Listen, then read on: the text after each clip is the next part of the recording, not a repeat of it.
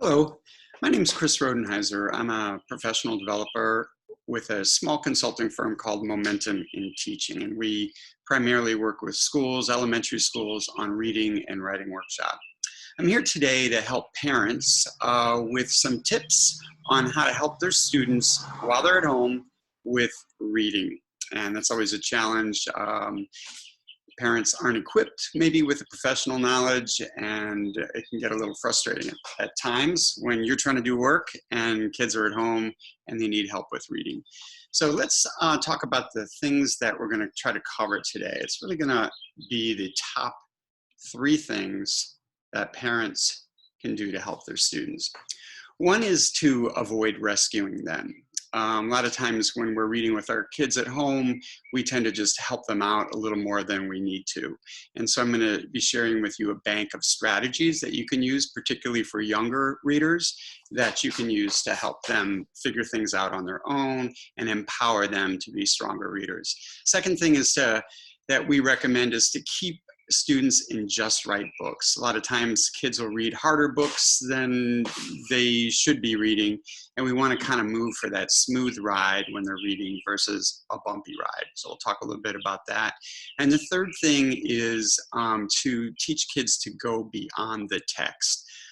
Kids are really good at fooling us sometimes. They might be surface readers where they read the text, and we want to kind of push into comprehension strategies. So these are 3 things that I'm going to be covering with you in this short video.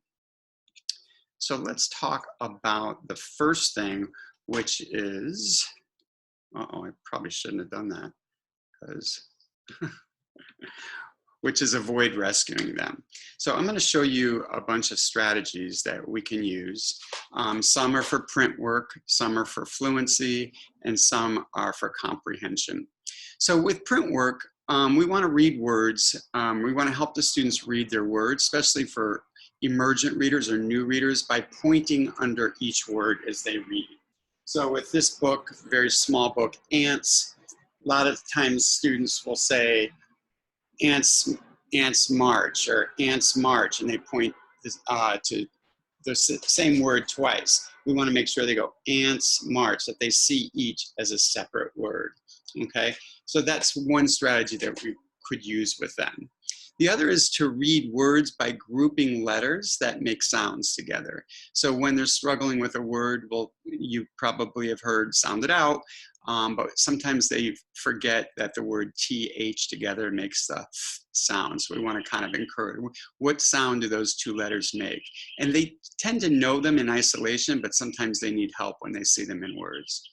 And the other is to kind of, when they kind of get hung up on a sentence, we have them go back and take a running start. Now that they've kind of seen all the words and they've struggled with them, go back and take a running start. And 9 out of 10 times they'll get the sentence right after they've struggled with it. So that's some of the few things you can help with print work. Fluency is another thing. We want kids to sound fluently when they read, fluent when they read. So it basically is a way to avoid that robot reading that sometimes kids have. So one thing that we can do is we can scoop up words. So let's take a little slightly more difficult text, and kids might say, I do not like the color green. And they'll sound like a robot. I do not like the color green. Okay, we want to compliment them on the fact that they got all the words that they're reading and that they're pointing under each word. But now to get them to read a little more fluently, we want to have them scoop up words. I do not like the color green. And that way they're going to be reading a little more fluently, and it's going to increase their comprehension. Then we want to have their words match the voice and the feeling. So here, I could read that same sentence, and I'm looking at the picture and I'm seeing that this girl I already know is Fancy Nancy, and so she probably is going to read this in a fancy way. I do not like the color green very much. So you can kind of tell that I'm making my voice match the feeling of the text. Another thing that we want to teach kids is to just pay attention to punctuation. So let's find a place where we might have some punctuation. Mrs. Glass asks, who can tell us about Earth Day? So we want to pay attention to the question mark. and then inside quotation marks where somebody's speaking. It's like a holiday for our planet. Kids will read it, it's like a holiday for our planet. And we want to kind of have kids read within the punctuation, within the quotation mark. It's like a holiday for our planet. So let them read it the first way and then go back and say, oh, I noticed that they're saying that because of the quotation mark. So let's read it like Fancy Nancy might say it. And that's going to help their fluency, okay? Now, when they switch to nonfiction, a lot of kids are reading nonfiction, and in this book, Deadliest Animals, we want to kind of change the way we're reading it and read it like an expert. So watch how I don't read like a storyteller here. Lions certainly score high on the deadliest list, but they don't take the #1 spot. And if you think all of Earth's most dangerous creatures are big, fierce hunters, you're in for a surprise. You see how I changed it to sound like an expert. So anytime kids are reading nonfiction, we want to change our voice from a storyteller voice to an expert voice. And we're going to talk a little bit more about comprehension later, but here's a few comprehension things that we can teach into as we're reading with our kids at home. Summarize by saying the most important part of the beginning, middle, and end. So if they're reading a book like Frog and Toad that has small stories, after we read the story, it's like, okay, so tell me and close the book, what was the most important thing in the beginning, the middle, and the end? And that's a way that we can talk about, because they're going to just read those words, and we want to make sure that they're absorbing them and thinking about them. We'll talk more about comprehension in a bit. Also, we can teach infer by noticing what the character says or does. Lots of times the author will purposely have a character say something or do something, and that's going to help. If we're paying attention to that, that's going to help our comprehension. So what are you noticing about what the character says and does, and what does that mean? What does that say about the way the character's feeling, or how does that play into the story at all? And then the third one is describe a character by using text evidence. Lots of times kids will say, oh, she's nice, or she's mean, or she's bossy, that type of thing. But we want to have them, well, why do you say that? Where in the book gives you, because the author doesn't say she's mean, she's nice, she's bossy. We have to kind of figure that out by the things she says and does, and there's text evidence. So we want to say, oh, right here on this page when she does this. And if the child can do that, they're doing a really nice job with comprehension. Okay, now with back to nonfiction, we kind of want to have them read a page and then see if they can come up with, so maybe here on polar bears, we want to have them determine the main idea of the section by gathering all the facts that we learn on that page, closing the book, and then maybe have the students say, what's the main idea based on this fact, and this fact that I read. Okay, so polar bears, for example, are fierce hunters or clever hunters. And that's going to help the student with comprehension, because remember, we don't want to just be in a position where we're having kids read words. So that's going to help you feel good about making sure that they're not just reading, they're thinking about their reading. Okay, so those are some strategies to work with print work, fluency, and comprehension. Okay, let's see. Keeping them in just right books is another one. When we talk about just right books, those are books that are the sweet spot for kids to be reading. And the way that we can figure that out is sometimes kids fool us, like I'm about to tell you about in a bit, but we want to make sure that when they read a page, they don't miscue or get stuck, say, more than 5 times. So that's the 5-finger rule. We also want to make sure it's a smooth ride, not a bumpy ride. So lots of times students want to read books like Charlotte's Web when they're not ready for them because it's a popular book, the teacher might be reading it in class, or their friends might be reading that book at a higher level. But when you look at the text of Charlotte's Web, it's much more dense and difficult, more designed for 3rd or 4th graders. So when kids are reading, and this is what a bumpy ride sounds like. Wilbur's new home was in the lower, see how that's not smooth, it's bumpy? So I'm going to give them some time to read, and then I'm going to just stop them and say, compliment them on what they did well. You caught a lot of nice sight words. You read most of the sentence without any errors, those type of things, just to help the student understand that they're doing some, because anytime we correct a student, we want to precede it with a compliment.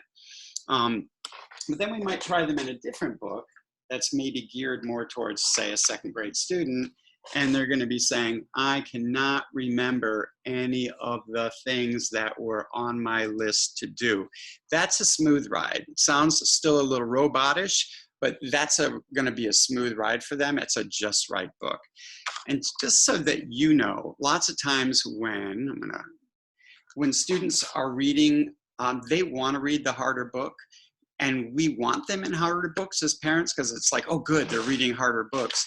But when we ask them to infer and do some of these comprehension things, and the text is so hard for them to get through, they really can't think deeply about the text and apply some of their comprehension strategies as they're reading.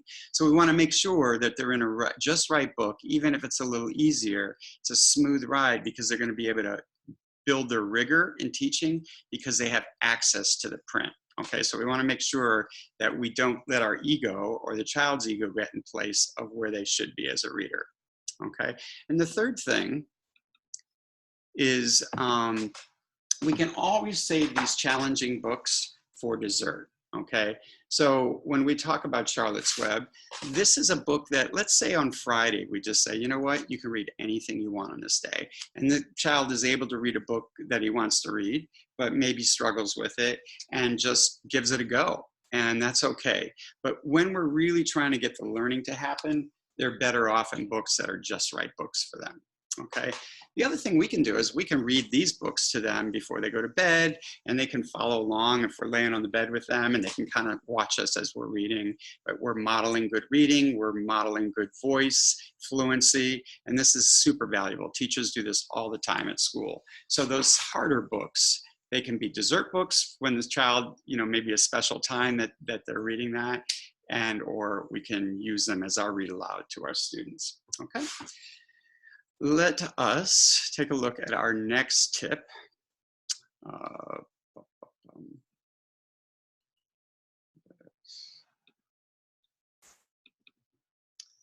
Okay. So the third thing is that sometimes they fool you.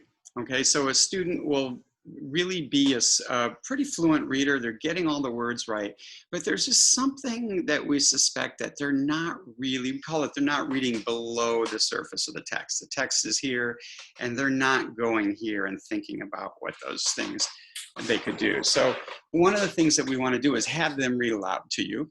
And then we're checking for fluency, and we've talked about that, checking for voice, and we're checking for the 5-finger rule. And then the next thing that we want to do is we want to compliment them and then ask a question. So if I have a student, a child read maybe 2 pages of a book like this, I might say, close the book and say, so what's going on here? What's happening right here? And I just want to make sure that they're able to understand what they just read. Because kids, especially in that 3rd grade range, they're going to be, they know all the words because they've learned how to decode and read words in their primary years. And now they're getting stuck on, what does all this mean? The author writes this book to tell a story. We want to understand the story. So we want to ask questions. And if we get a sense that they're not able to answer those questions, then we move into our comprehension strategies. So let me share a few of those that we have. These are the top 10. I've got 5 for fiction and 5 for nonfiction. And I'll leave this up for a while so you can kind of look at it and take a snapshot of it. But these are great teaching strategies for fiction and nonfiction. So one of the things we can do with young kids is just to have them tell the story back by looking at the pictures. So let's go back to Fancy Nancy. And I just want you to study this page for a second. So I'm going to pop this up. Hold on one second so you can see it clearly. Okay, so you see this, the text says, soon my sister is asleep. Now she does not need the light on. I tiptoe into her room and turn off her light. A lot of times kids who are struggling with this text can actually look at the picture, and that's going to help them read this better. So to tell the story back by looking at the pictures is a great way to support their comprehension. Okay, so in the earlier books, the pictures do a really nice job of having the text and the pictures match, and that's going to help them a lot. Envision by thinking where the characters are. Setting plays a very important part in stories, in fiction, so we want to make sure that if they're moving from one place to another, why is that move happening? And we want to have the students envision. If they're at school and then they go home, we want students to see that setting and envision that they're there. That's going to help them with comprehension. Another fun one is to summarize what happened by using somebody wanted, but so then. So somebody wanted in a mystery maybe to solve the mystery, but the mean old landlord got in the way. So the kids got together and they came up with a plan, and then at the end they worked well with it, you know, blah, blah, blah. So somebody wanted, but so then is a really great way to have kids summarize what they read. The fourth one is infer by noticing when a character's feelings change.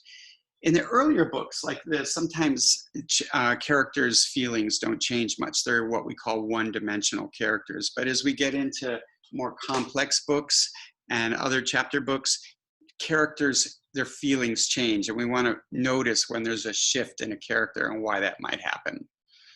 The other thing I love is having a strong thought by putting themselves in the situation. And lots of times when I have kids read, I'm saying, when you're reading today, I want you to take a Post-it, and anytime you have a strong thought, put that strong thought on a Post-it and just slap it on the page of your book, and then you can talk about it with your partners later. So, and the best way to do that is to put them, so, you know, walk a mile in somebody else's shoe. We want kids to do that as they're reading their books. So you can kind of see when we're talking about comprehension strategies, it's very different than figuring out what words say and fluency. It's really about thinking about what they're reading.